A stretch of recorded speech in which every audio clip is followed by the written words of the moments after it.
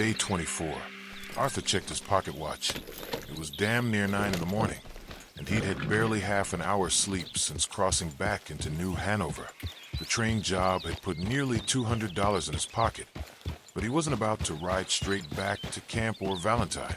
Instead, he'd disappear into the mountains for a few days, crossing the state and heading north into Ambarino, where the law might have a harder time finding him.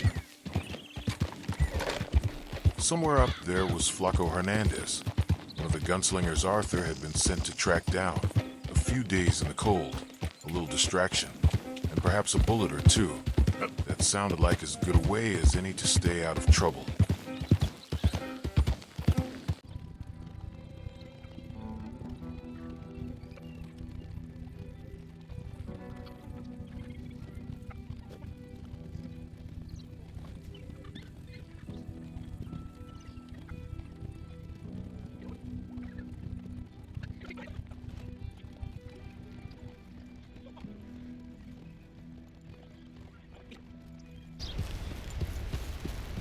Arthur reached Bacchus Station, sitting right on the border between New Hanover and Ambarino, the last taste of civilization before the mountains swallowed the trail whole.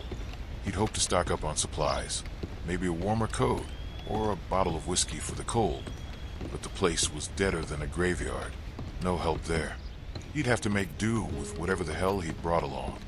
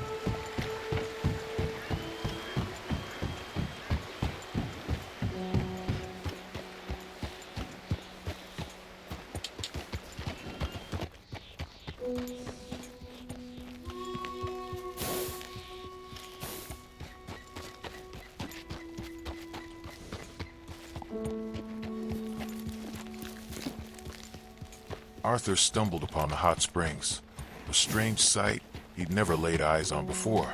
But something about the place looked damn familiar. It matched one of the markings on the Jack Hall gang's map. Maybe there was more here than hot water and steam. Perhaps that old map was pointing him straight toward something worth digging up.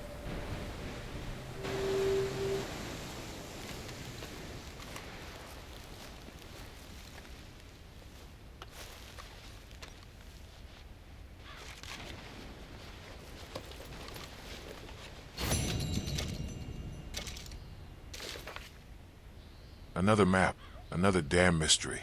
Arthur took one look at it and recognized the place. It was the same pond where he'd crossed paths with that legendary bear. Whatever was marked out there, he had a feeling this wasn't the last time that Spot would cross his path.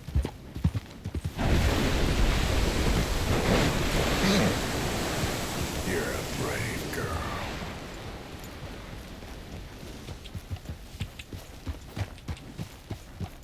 Darkness was settling in after a whole afternoon chasing the Jack Hall gang's buried treasure like some damn pirate. With the mountains still ahead and snow on tomorrow's trail, Arthur had to find a place to make camp for the night, hoping the weather would show him a little mercy before the real climbing began.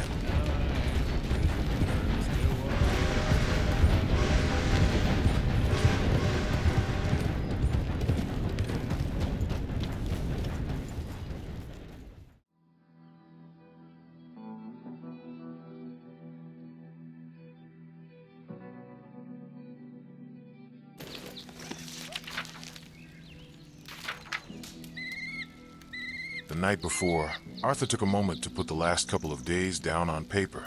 Maybe it was more than just keeping a record. Some things were getting harder to swallow, and writing them down was about the only way he had to let the frustration out. It read like this: Jack is a good boy, a dreamer. A boy with a mama who loves him. I wonder if he will find what we seek. Peace and truth away from all this nonsense and lies. If that is what we still seek. Not that that's a new development. Not sure I know myself anymore. Sometimes I'm not sure Dutch does. As we finished, a couple of Pinkerton agents appeared. Milton was one of them. I forgot the other fella's name. They know all about me. That's a new turn of events. Apparently there's 5,000 on my head alone. After Blackwater. Or maybe before. It seems we may be in real trouble. I just don't know.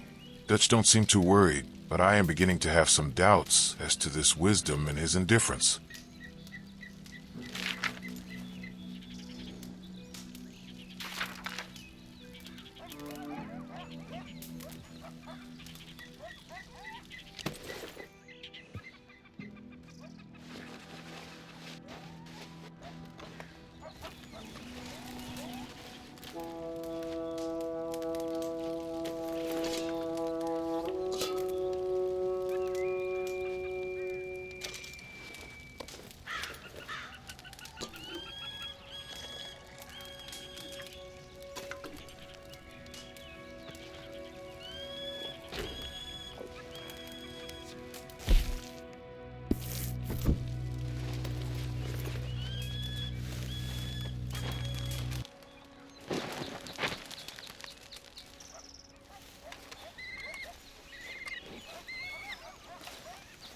Come on, girl.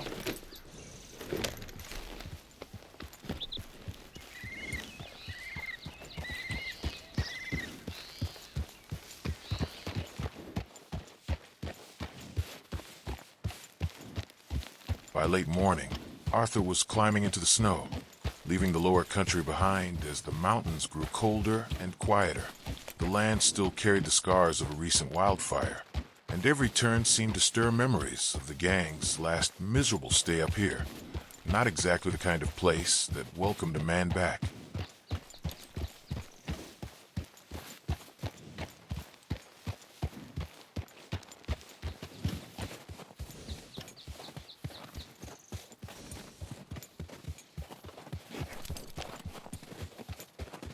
The cold was biting like hell, but the view almost made up for it. A frozen lake stretching beneath the mountains with elks, coyotes, and God knows what else moving through the wilderness. For all its misery, Ambarino sure knew how to put on a hell of a show.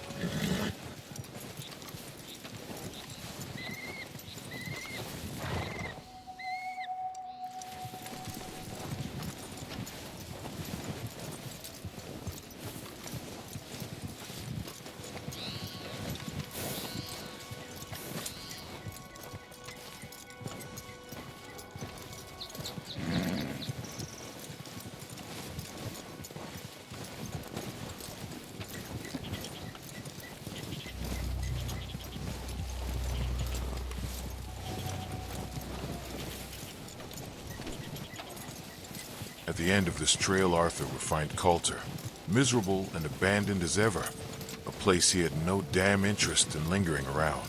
Just before reaching it, there would be a trail east toward Flaco Hernández camp. That was where Arthur needed to be. If he kept pushing through the cold, he could make it there before dawn. You all right, girl?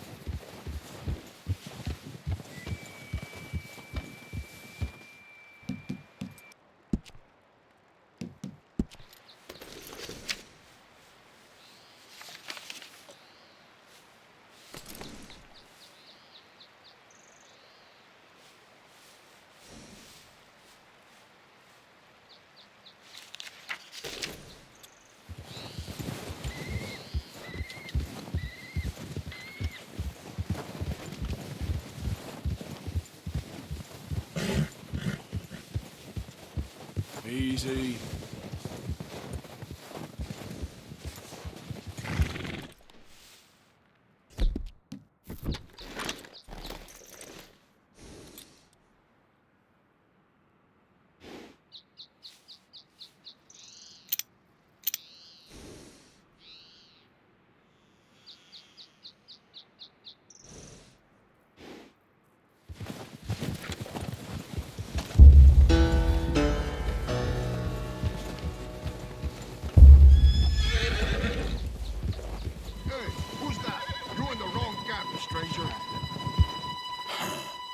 You don't want to die for Hernandez, do you?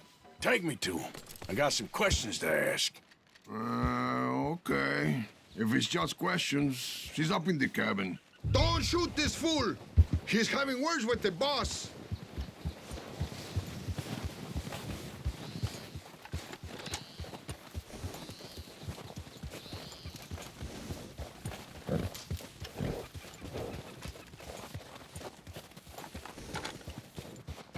I'm watching you. Go real easy.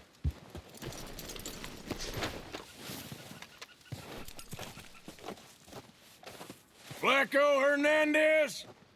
I don't want any trouble. I'm here to speak with you. About Boy Calloway. I'm unarmed.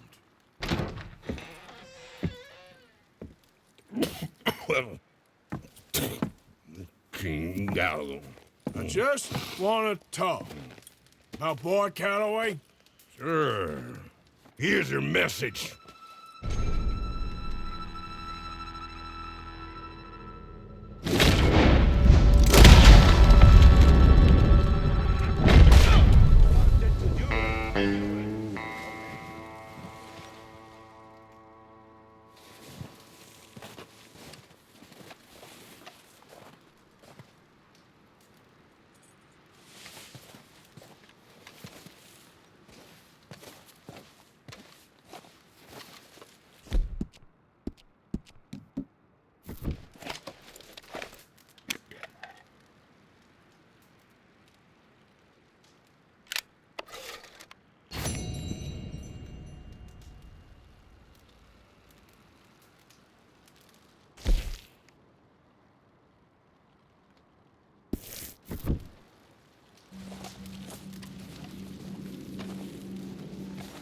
Arthur had two choices. Make the cold ride to Coulter and sleep in that miserable ghost town, or stay right where he was, with Flaco Hernández's dead body as the only company. The second option seemed the better of the two. There was food, there was booze, and the old camp offered a roof from the bitter cold. Hell, by Ambarino standards, it was almost luxury.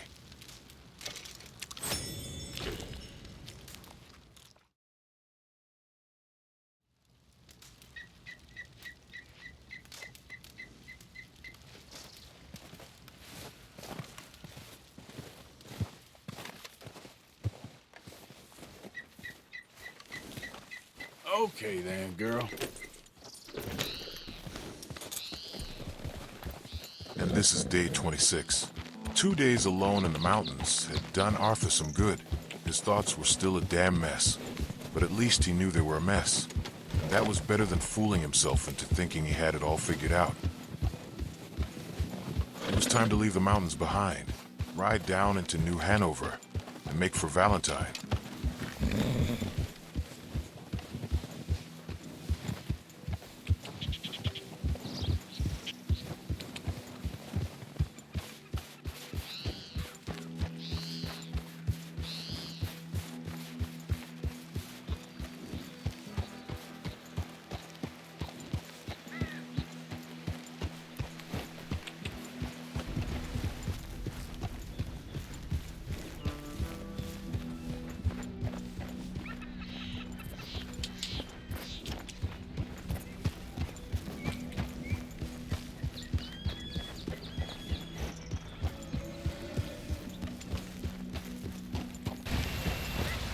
That was the border crossing.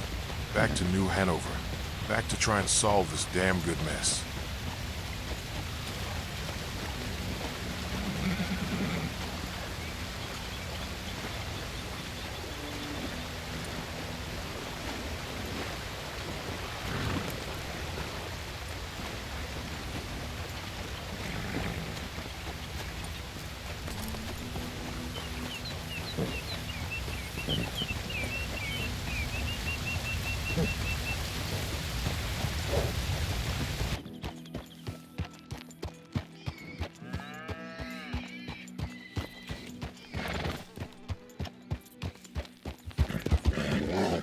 It was dark by the time Arthur reached Valentine, and despite craving a hot meal, a drink, and a proper bath, he thought better of riding into town.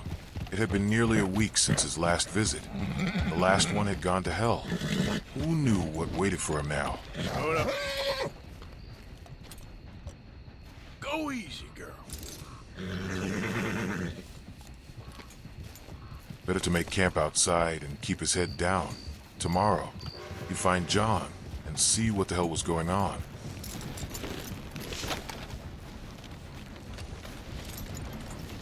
This way. Come on.